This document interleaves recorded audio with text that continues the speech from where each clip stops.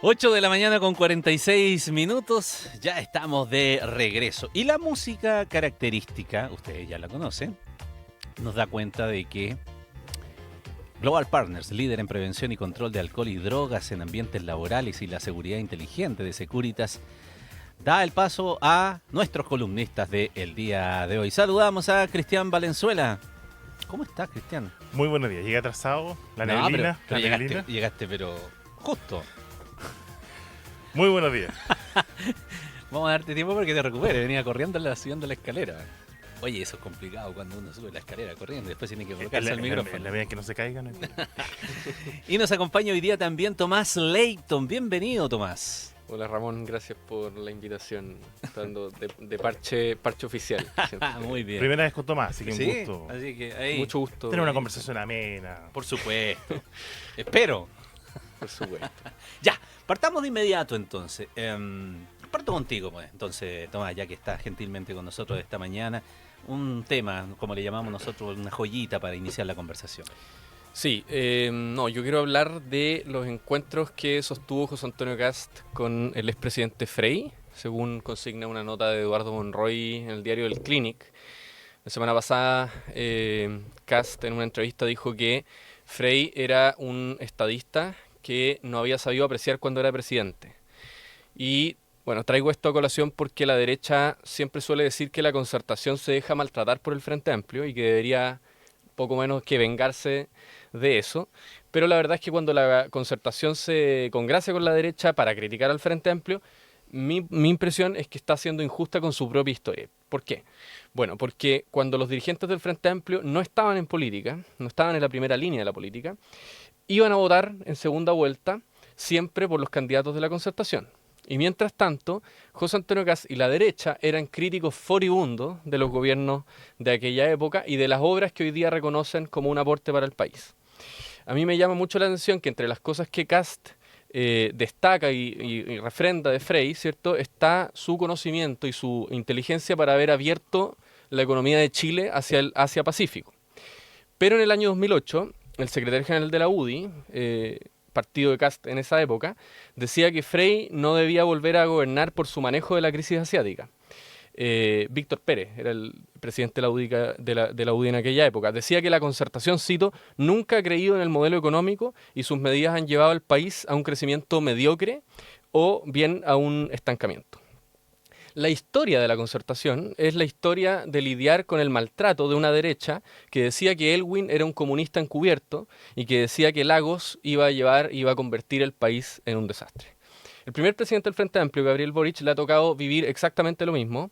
Hace exactamente un mes, José Antonio Kast emplazó al presidente Boric a suspender su gira asiática y retornar inmediatamente de Japón por asuntos de política doméstica. Cualquier coincidencia con la realidad, mera coincidencia.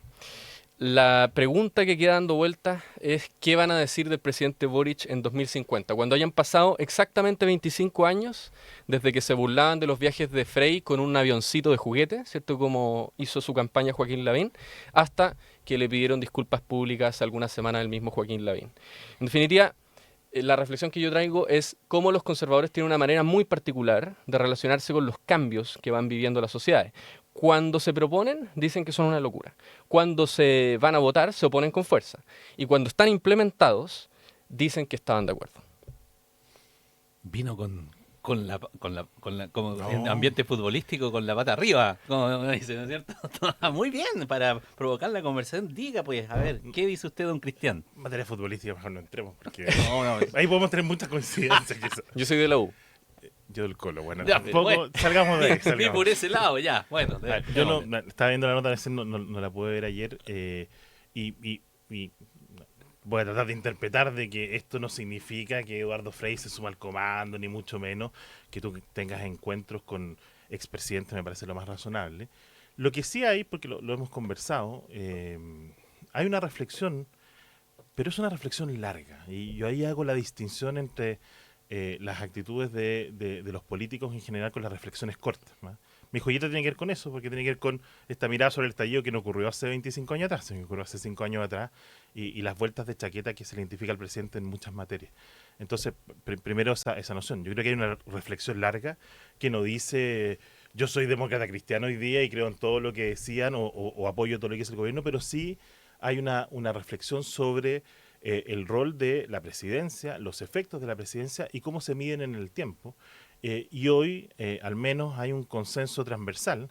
Hace 4 años atrás, para parte del gobierno que iniciaba, no era un consenso transversal el tema de la apertura libre de comercio, había un cuestionamiento de los tratados, hay un subsecretario que estaba destinado a cambiar el modelo completo y por suerte eso tampoco funcionó, pero en general en la política, de manera transversal, esta apertura hacia el comercio con otros países y el rol que eso ha sido fundamental y que hoy día es una característica muy propia de Chile, que lo diferencia de otros países, creo que es un reconocimiento y está bien hacer esa reflexión con el tiempo cuando tú conoces a las personas, tienes la oportunidad de conversar y de avanzar en eso. Mezclarlo con lo que ocurre hoy día y la postura que uno puede tener respecto al gobierno, yo, al menos, yo tengo algún grado de vinculación con el Partido Republicano, pero no hay una discusión sobre si los presidentes tengan que viajar al exterior y la importancia de esos viajes. Creo que el mismo José Antonio hizo una reflexión solo respecto al viaje a India, por ejemplo. Decía, no hay presidentes chilenos que hayan visitado últimamente, no sé si me acuerdo que el último fue Lago, Michelle Bachelet, no tengo idea, o quizás ni uno. Y lo que representa India para el futuro, cómo está avanzando en temas tecnológicos, no hubo un cuestionamiento de fondo a eso. El cuestionamiento en particular al viaje a Asia del presidente Boric, que además no estaba dentro del programa, fue como gracias a que Lula le hizo una movida ahí con Brasil y se dio eso, era respecto al momento que ocurría acá en Chile, que Tomás califica como política doméstica. Me parece un juicio que es personal de él. Yo lo considero una política de máxima gravedad. En esos días estábamos discutiendo el grado de involucramiento y de vinculación del presidente de la República de Chile, Gabriel Boric actualmente, en un caso que todavía no conocemos todas las dimensiones de esto. Independiente de la llamada o no la llamada telefónica, si la Corte autoriza o no autoriza eso, está vinculado. No es culpable, y esto lo discutimos, creo que el mismo Ramón estaba, no sé quién está, pero hace 3 semanas atrás, cuando ocurrió esto, hay un grado de vinculación. Él conocía, él mismo lo reconoce, a Alberto Larraín. Entonces, es un caso de la máxima gravedad. E ir a un foro internacional, a interactuar con otros pares, cuando tienes un cuestionamiento de ese tipo, que no es una invención de la ultraderecha extrema que inventa noticias, es un caso real. Y es un caso que tiene muchas consecuencias y por lo tanto el momento elegido para eso es cuestionable y es objetivamente cuestionable. Uno puede estar de acuerdo, no puede estar de acuerdo, qué es más importante en cuáles de esos momentos, pero eso respecto de una visión que quizás no se comprendió tan bien y que con la altura del tiempo se comprende de distinta manera, que yo creo que es un poco la reflexión de esto, e insisto, para que nadie se pierda dudas de que la concertación se suma a la campaña de Kast, no es el mensaje que queremos transmitir y no creo que sea el mensaje que quiera transmitir la concertación, ni menos Eduardo Frei, a quien yo personalmente no conozco tampoco y no he tenido la oportunidad de participar de ningún encuentro. Tomás. No, dos cosas. Cuando yo digo que el caso Procultura es un asunto de política doméstica, me refiero precisamente a que es un caso de política doméstica en relación con la política internacional, ¿cierto? La política internacional que lleva el Estado de Chile, que es una política de Estado, valga la redundancia, tiene una serie de objetivos que de hecho hacen que los viajes presidenciales no sean viajes donde solo viaja el presidente de la República. Van ministros de distintas carteras, van empresarios, van científicos, van gente del mundo de la cultura, va gente de la oposición, del Congreso Nacional también. Y por sobre todo, y algo que muchas veces no se visualiza o la gente no lo tiene en el radar, en el avión presidencial van muchos periodistas que van y que acompañan la gira del primer mandatario durante, o sea, el lugar donde vaya, digamos. Siempre hay un avión donde van periodistas. Esos periodistas le pueden hacer preguntas al presidente y de hecho lo hacen. El presidente da ruedas de prensa constantemente cuando viaja. Eso no es algo exclusivo de este gobierno, siempre ha sido de esa manera. Y por lo tanto, cuando un presidente cumple funciones de Estado, en este caso, abrir la economía de Chile y adaptarla a las necesidades de mercados emergentes como puede ser el mercado de India o como pueden ser los mercados del sur de Asia, esa necesidad de visión estratégica y de largo plazo puede ser compatible con responder y no evadir ninguna pregunta de la prensa de un caso de política doméstica, valga la redundancia. Es decir, cuando el presidente Boric emprende un viaje para abrir rutas comerciales, para ver cómo, por ejemplo, modernizamos nuestros puertos, para que la logística del puerto de Valparaíso, del puerto de San Antonio, pueda permitir que los productos que salen de nuestros puertos estén adaptados a esos nuevos mercados, esa necesidad intrínseca de nuestra economía ante un menor impulso externo, porque el escenario mundial así lo está viendo, no puede menguarse en ningún caso por una disputa, por más grave que sea un caso, pero que, como insisto, digo, es algo que compete a la política doméstica. Ya. Legítimo. Yo tengo una opinión distinta. Creo que el caso en Y, particular, más que política doméstica, incluso toma los bordes, y lo mismo dije en su minuto del caso Monsalve. Estamos hablando del subsecretario de Interior acusado de un delito gravísimo. Para mí son casos que lindan casi con la seguridad nacional. ¿Y por qué? Porque involucran al presidente de la República. No es un caso de disputas parlamentarias, del proyecto que se aprueba o no se aprueba. ¿Qué se discutió en toda la gira de Japón y China? No se habló de Japón y China. Se habló de que el presidente podría estar involucrado en un caso tan grave como este, un caso donde hay aristas de eventual financiamiento irregular de la campaña, donde hay casos donde habrían maniobras posteriores de encubrimiento, todo eso que tiene que investigar la justicia, pero es real, no es un invento, no es una fake news de las redes sociales, y por lo tanto para mí eso no mengua, sino que objetivamente debilita el posicionamiento del mismo presidente que es el representante del jefe del Estado. Y yo al menos consideraría, y esa es la posición, nosotros no ganamos la elección, nosotros no estamos en el gobierno y nosotros no definimos la política exterior de Chile en determinado minuto. Pero en ese minuto sí podemos opinar políticamente de que es inconveniente que el presidente se exponga a eso, y como fue, solo se habló del caso Procultura. Para mí la gira Procultura más que el caso Procultura en ese caso. O sea, que se haya hablado del caso Procultura en los medios nacionales refrenda el hecho de que viajar y hacer política exterior no impide que en ese mismo viaje se puedan abordar todos los temas que los periodistas quieran siempre. Ahora, creo que más allá de este punto particular, el punto de la reflexión es cómo el paso del tiempo va aquilatando los juicios que se tienen en un determinado momento. Sí, porque tú hiciste la Y eso pregunta que ocurre- iban a decir de Boric en el año 50. En el año 50, que suena muy...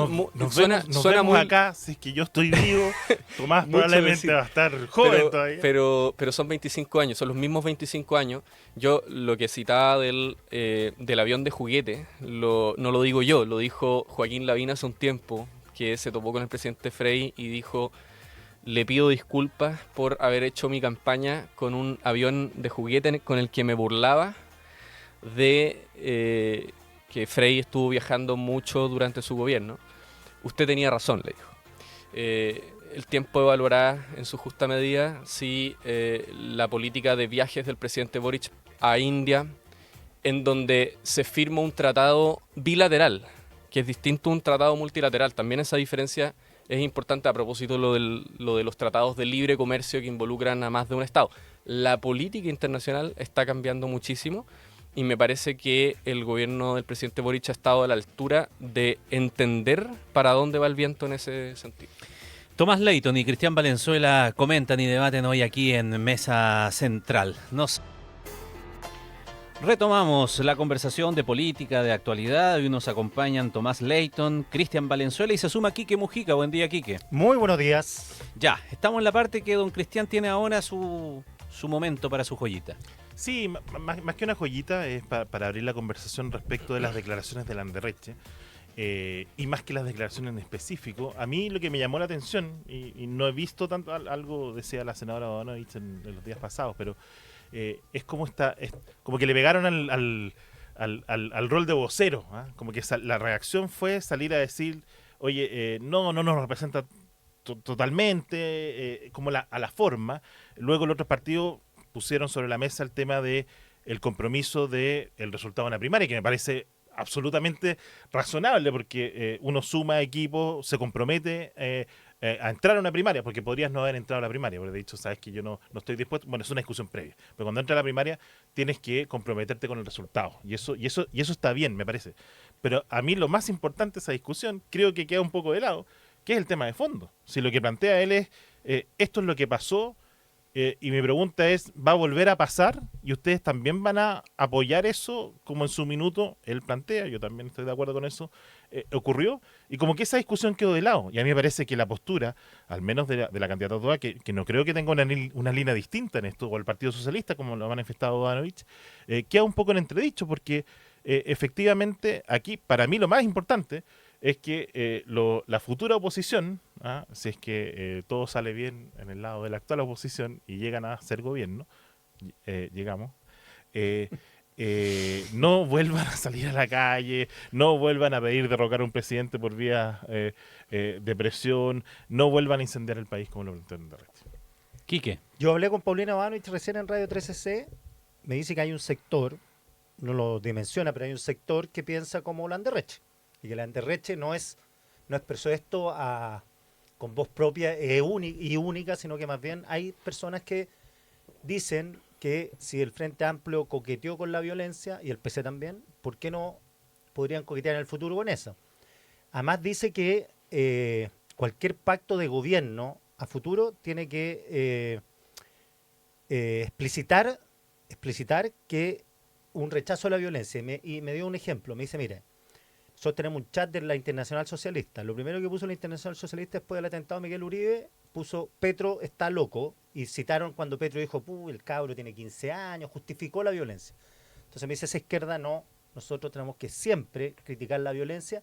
Claro, y ahí me da a entender, a través de eso, que hay una desconfianza respecto de los derroteros del Frente Amplio per se, respecto de un futuro, y Landerreche es más preciso, porque Landerreche lo pone en el escenario que pierdan la elección y que gane la derecha. No se pone el caso contrario, no dice cuando seamos gobierno, si somos gobierno no tenemos que justificar la violencia, sino que dice si gana la derecha, ojalá que no cambien el país. ¿Tomás? Sí, a ver, yo Como, creo que como representante de la violencia, ¿no?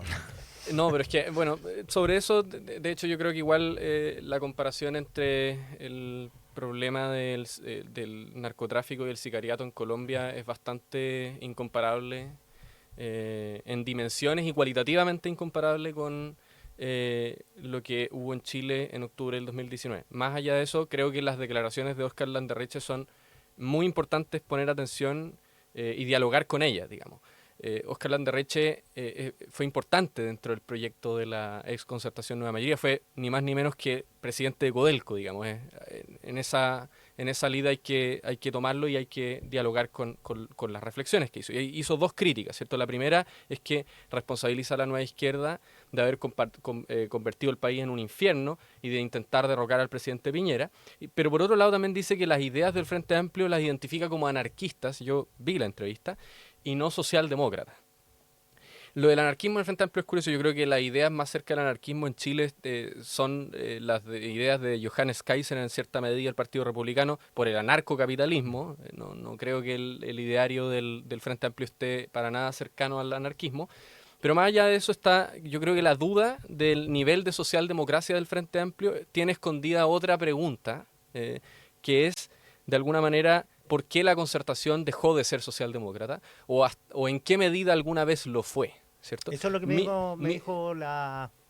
Siempre se me olvida el nombre. ¿La senadora? No 21. No, Pierina. Pierina, Pierina, claro. Pierina Ferroy. me dijo que cuando yo le pregunté si eran socialdemócratas, me dijo, a ver, definamos socialdemócrata. O sea, por la Constitución nunca fue socialdemócrata, me dijo.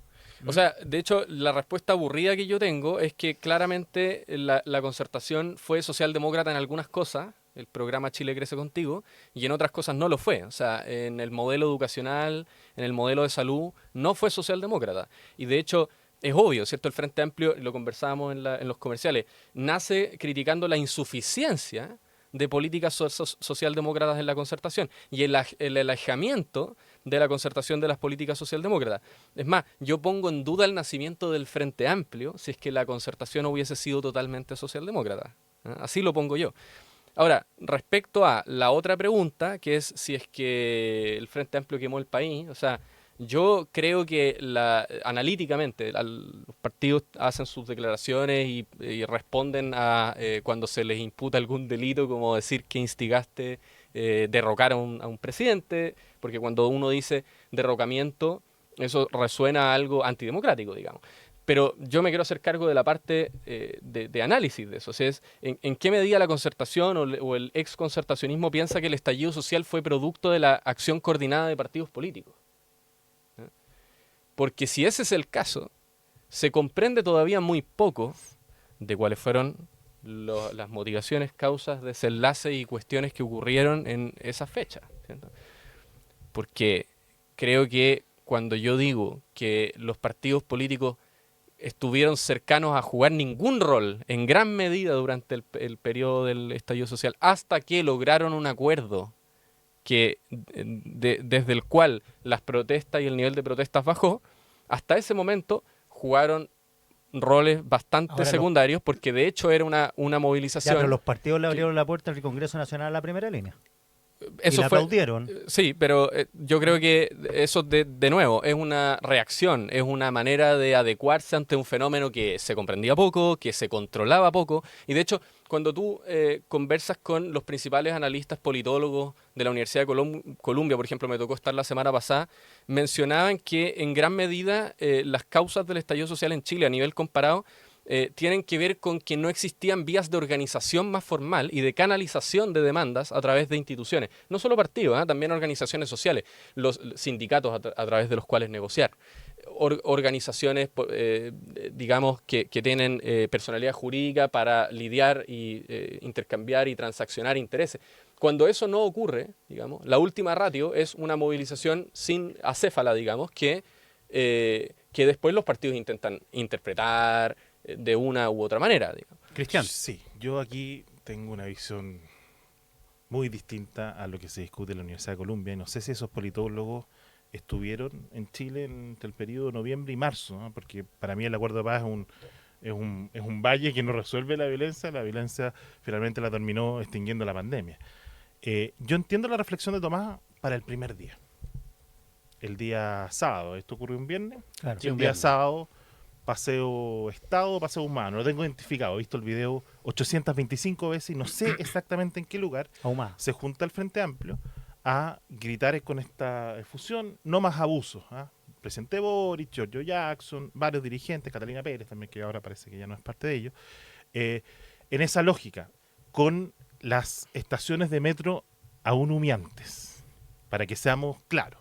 Nadie podía desprenderse de lo que había ocurrido esa noche en Santiago de Chile y paulatinamente se va sumando el resto del país. Eso era una realidad.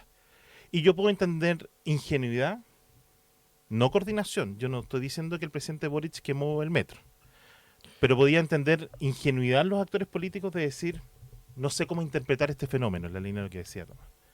Al día 2, al día 3, al día 200, de continuas movilizaciones, de toma de espacios públicos de manera permanente y ya organizada en la llamada, lo que decía el Quique, primera línea, en proyectos de discusión, anti-barricadas, anti-tomas, anti-no sé cuánto, en calificar cualquier intervención de carabineros como una represión, en la organización. No es que no había organización, había una organización perfecta de la mesa de unidad social, donde todos los actores que han estado callados durante 3 años a la fecha, la ACUT, la ANEF, donde le han subido el precio del transporte 10 veces lo que se subieron esa vez, le han subido el precio de la benzina, le han subido el precio de la luz, le han subido el precio de los alimentos, todo ese aumento, y no hay nadie marchando en la calle.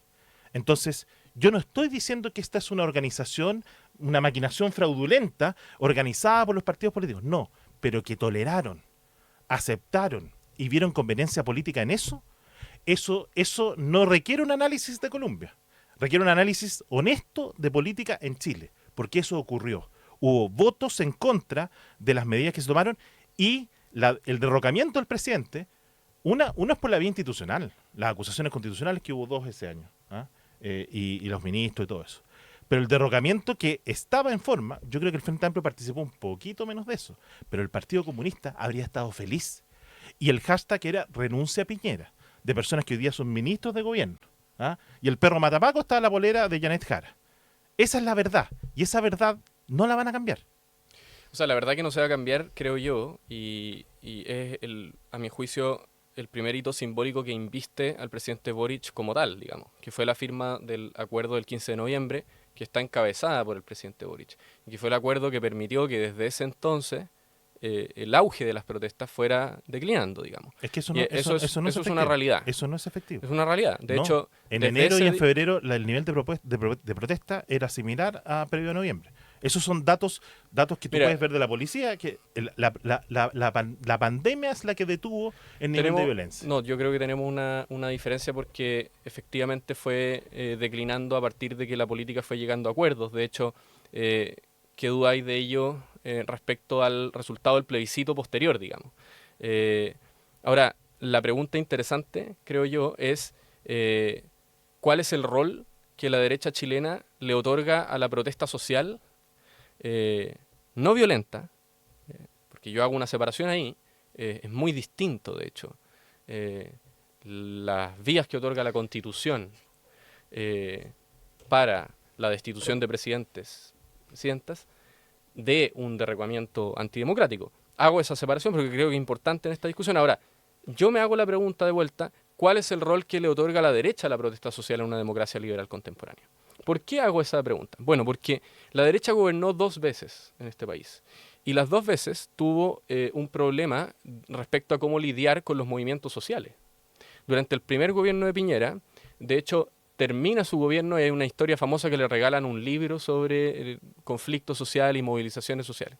Su segundo gobierno, durante el estallido social, tiene durante su mandato la crisis de derechos humanos más grande que ha habido desde el retorno a la democracia.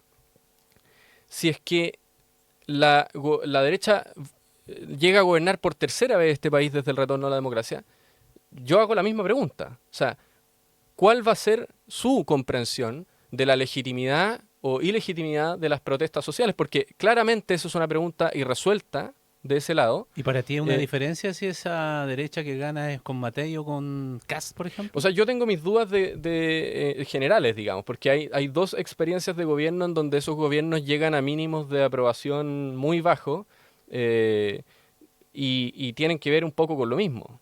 La izquierda tendrá que hacerse otras preguntas, digamos. Por ejemplo, creo que hay preguntas que siguen siendo muy incómodas para el proyecto de la nueva izquierda o la síntesis que hay entre el proyecto de la nueva mayoría ex concertación y el Frente Amplio. Por ejemplo, ¿cuál es el rol que tienen las oligarquías dentro de un proceso de transformación social?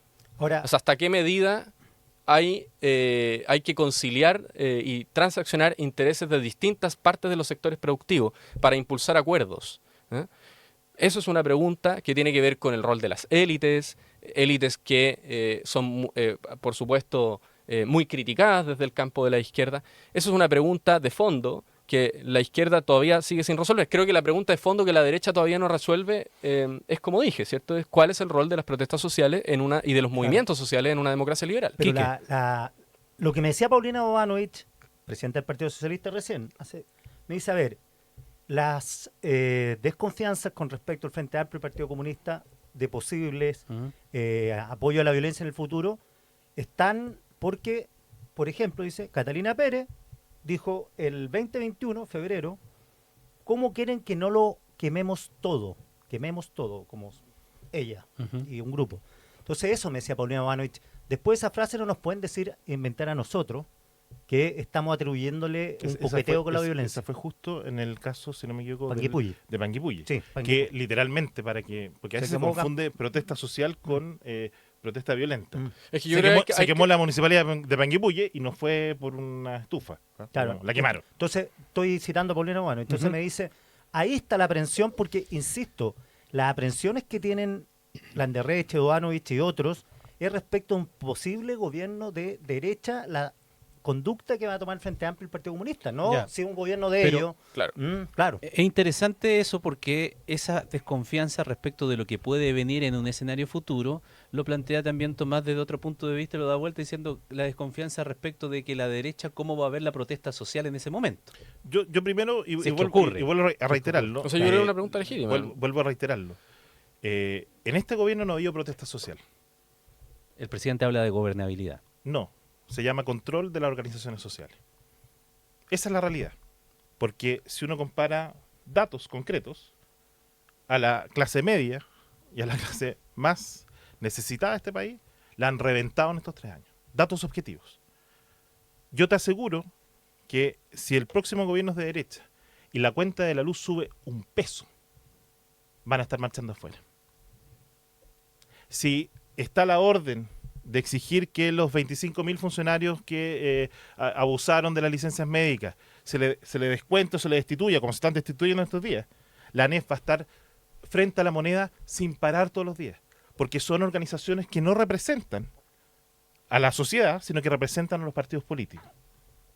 Y eso es real, ficha militante, ficha dirigente. Dicho eso, yo no considero que haya sido un estallido social, porque yo no puedo obviar en la mente. Hay gente que yo sé que obvia. Yo caminé por las marchas, veía lo que pasaba. Uno no puede decir que todas las personas estaban manifestándose violentamente, porque eso es mentira. Eso no es así. Había mucha gente manifestándose pacíficamente. Pero no puedo obviar lo que pasaba 3 metros más allá. Y no solo y no era la colita de la marcha. Había una organización criminal que dominó los centros urbanos y las plazas más importantes de varias ciudades del país durante 200 días. Y las personas que se movilizaban y los que dirigían eso y los actores políticos de izquierda validaron eso. Lo validaron públicamente, no solo con el homenaje en el Congreso, sino que era parte de la romantización de esa violencia. Lo pusieron en las franjas, lo pusieron en distintas instancias. Esa es la realidad. Ese homenaje no fue organizado por el Frente Amplio. Y frente a la pregunta, Tomás, frente a la pregunta, la protesta social es legítima en democracia, tiene que darse, pero siempre respetando el orden público y respetando la propiedad privada y respetando la propiedad pública. Si yo destruyo las calles, quemo los edificios, atemorizo y aterrorizo a los comerciantes, eso no es protesta social, eso es violencia. Y esa es la pregunta que no nosotros tenemos que responder, porque nosotros actuamos con las herramientas que la ley y el Estado de Derecho otorga. La pregunta la tienen que responder los actores políticos, que antes la validaban, que durante el gobierno se callaron y dicen que habrá un cambio, y que yo al menos no tengo ninguna duda, y me pongo al lado de Landerreche y le respondo la pregunta, van a volver a la calle. El presidente Boric y todas las personas que hoy están en el gobierno. ¿Quién invitó al No, entraron, primera línea? y la que avaló la entrada y no la criticó fue Adriana Muñoz, que no era del Frente Amplio, era socialista. No, O PPD. y- Adriana Muñoz y- era PPD o socialista, no me acuerdo. Y haciéndome un poco cargo de lo que traía aquí que respecto a las declaraciones de la presidenta del PS, ¿cierto? Yo solamente quería recordar que las acusaciones constitucionales durante el gobierno del presidente Piñera fueron votadas por el conjunto de la oposición. Hay algunas de ellas de las cuales desde el presidente de la República actual para abajo hay un juicio crítico, una autocrítica respecto a eso. Hay otras que no. Lo que yo trataba de hacer era un punto, respecto de... Él dijo de la acusación a Raúl Figueroa. No, del presidente por nunca- supuesto, porque nunca- de hecho yo quiero hacer el punto de que... Pero el funeral de Piñera sí dijo que se le había pasado la mano. y por eso yo digo... Pero no respecto a la acusación. Yo lo que digo, de hecho, es que hay que tratar a las acusaciones constitucionales como son, ¿cierto? Son herramientas que otorga la Constitución para resolver controversias que ocurran. Es muy distinto el intento de derrocar a un presidente democráticamente electo. Quienes derrocaron a un presidente democráticamente electo no fue la izquierda en este país. Eso es muy importante tenerlo claro. Ahora, Y respecto a cómo la derecha previene situaciones en donde por no ser capaz de lidiar con la conflictividad social y por lo tanto somete a las policías a pagar el pato de no ser capaz de regular el conflicto social de manera eficaz y tener que sumir al país en una grave crisis de derechos humanos que también es una grave crisis de legitimidad de las instituciones policiales. Porque las instituciones policiales en este país han llegado a sus mínimos históricos de legitimidad durante gobiernos de derecha, no han sido durante gobiernos de izquierda. Y cuando hubo intentos dentro, por ejemplo, del último gobierno del presidente Piñera por hacerse cargo de este debate, fueron intentos desoídos en la interna. El año 2018 la subsecretaria de Derechos Humanos de Piñera, Lorena Recabarren, promovió el debate para actualizar el decreto que norma el derecho de reunión, que le pusieron derecho a reunión pacífica. No la pescaron ni embajada en la moneda. Investigadores de centros de estudios entonces dijeron que le estaba haciendo el juego a la izquierda. Pasó menos de un año y tuvimos un estallido social en donde, como consecuencia de la incapacidad del Estado, tuvimos que lamentar violaciones de derechos humanos repetitivas, una vergüenza internacional, y además a las policías en su mínimo de aprobación histórica. Bueno, se nos acabó el tiempo ya. Y como se nos acaba el tiempo, quiero decir que nuestro WhatsApp colaborativo, que siempre es muy activo, a propósito de cómo comenzamos esta conversación, del entorno del presidente Eduardo Frei, me dicen, para que aclaremos, dice, que no se ha juntado ni ha conversado con Kast. Lo que el candidato habló de él fue su opinión personal. No ha habido ningún contacto. Y por eso piden que lo aclaremos, porque dice que eso no ha sido así como ha trascendido. No, yo citaba una nota de Eduardo Monroy en el diario El Clinic. Ahora, el punto es el mismo, digamos. José Antonio Kast el lunes pasado hablaba muy bien del gobierno de Frei y del rol de Frei en una entrevista en EMOL. Lo que confirma Frei. O el entorno de Frei, digamos. De que habló muy bien de él y está bien. Ya, muy bien. Recomendado, ¿no es cierto? A esta hora. Sí, Quique Mojica. Ya, yo voy a recomendar Fundación Basura. ¿Qué hace Fundación Basura? Está en Instagram, Fundación Basura. Tengo una idea de lo que hace, pero Sí. dale. No, es que fomenta el compostaje y yo aprendí de compostaje ahora, que hablé con una niña de Fundación Basura, que uno instala, muchas municipalidades están regalando la compostera, como se llama, y ahí se mete la basura orgánica. Cerca del 70% de la basura en una casa son orgánicas. Entonces, la Fundación Basura, más que decir no vamos a reciclar, sino que te dicen bota menos basura. Entonces, se puede botar en el compostaje, que después se forma tierra y uno puede poner plantas, huerto. Se puede botar, mira, yo no tenía idea, cajas de pizza. Ya. Cajas de pizza, toalla Noa, se puede botar, bueno, cáscara de huevo, tomate, carne no, porque en Chile la carne por el clima se descompone y puede... Y esta cuestión tenés que meterle lombrices, que también las pasan, o uno las puede comprar, entonces le mete lombrices dentro del compostaje, las lombrices empiezan a hacer su trabajo y uno empieza a hacer la tierra y después de 3 meses ya la tierra está filete y uno puede empezar a echar la basura ahí, entonces... Computadores no. No, computadores no. Computadores acá uno los puede botar en Canal 3 al frente. La otra vino con una impresora. ¿Ah, sí? No, pero ahí para Sí, reciclar. tenemos, no, sí tenemos ahí. no sí tirarlo. No, tenemos ahí para reciclar. Claro. Sí. Pero Aportamos fundacionbasura.org, Fundación Basura en Instagram, para que la sigan, porque yo quedé bien entusiasmado más hacer un huerto en un departamento con tierra. Yo conozco personas que hacen eso. ¿Sí? Efectivamente, sí. ¿Viste? Y quedan muy conformes. ¿Sí? Sí. Don Cristian, usted. Los republicanos están a favor del compostaje, ¿no? Sí. A favor de las buenas medidas del medio ambiente, no de los obstruccionismos. Y de la ONU. Claro. Ni más ni menos. Guns N' Roses. 14 de octubre, Parque Estadio Nacional, 21 horas. Los nostálgicos de Y están Axl Rose, el que elenco, tiene de siempre. como 82 años, ¿no? Pero vamos a Pero ver cómo... espérate, ¿son los cómo llega. mismos o...? Yo entiendo que sí, Sí, sí, ya. sí, ahí está. Slash, Guns N' Roses. Época de mi juventud, ¿ah? No tenía Era 5 bueno. años menos que Tomás, pero entiendo que hoy día las entradas están a la venta, así que no se las agoten todas, voy a tratar de meterme en la fila, pero un buen retorno para ir a... Mira, Eso, mira, esto ya mira está cómo te coordinado, de fondo, coordinado, ¿viste? ¿ah? Con cariño. Los republicanos no son solo los guasos quincheros, Paddy Maldonado, no, hay una apertura, hay una generación Se joven. se desordenan de repente. Son muy esto loquillos. Esto es lo más desordenado que hay encontrado. Muy loquillo.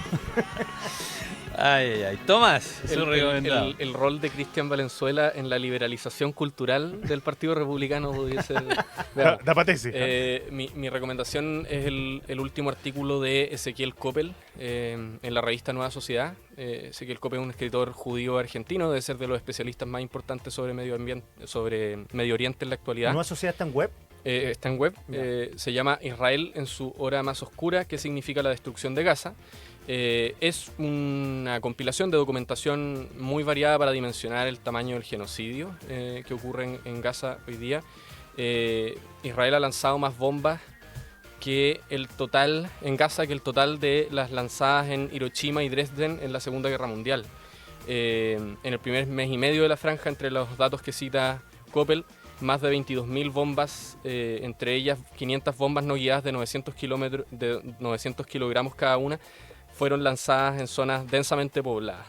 La pregunta que responde Coppel y que creo que es desgarradora pero sumamente relevante es cómo Israel logró un nivel de devastación tan acelerada en la Franja de Gaza, y su respuesta tiene que ver con la utilización de una estrategia criminal en la que muchos de los blancos en Gaza son escogidos por inteligencia artificial, lo que nos habla de alguna manera de otra vez más de la banalidad del horror en la humanidad. Muy bien, allí con las recomendaciones de nuestros columnistas en el día de hoy cerramos este espacio. Cristian Valenzuela, que tenga un buen día. Muchas gracias, muy buen día. Thomas Layton, lo mismo. Muchas gracias por la invitación. Muchas gracias. Quique Mujica, nos seguimos viendo. Nos seguimos viendo.